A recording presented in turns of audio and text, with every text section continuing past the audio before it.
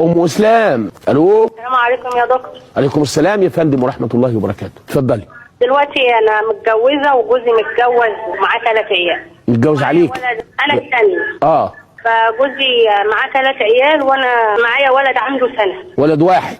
فانا دلوقتي حامل في شهرين. ايوه الف بركه.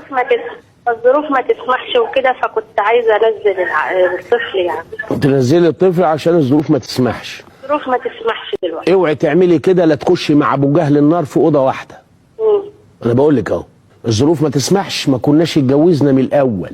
راجل متجوز وعنده 3 عيال من مراته الاولانيه ما يقدرش يصرف على واحد، يقوم يجيبك انت ويخلف منك كمان واحد والظروف ما تسمحش.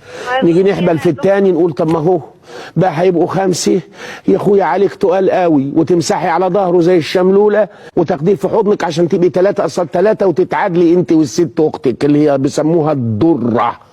لا يا شاطره، الحاجه الوحيده يا اختي اللي تخليك تنزليه ان الدكاتره يقولوا لك لو فضل موجود في بطنك هتموتي. نقوم نقول لك انت سلامتك ونقول له هو هارد لك، كان نفسنا نربيك وبس، بقى انت اللي هتموتنا غور في 60,000 داهيه. قالوا مين معايا؟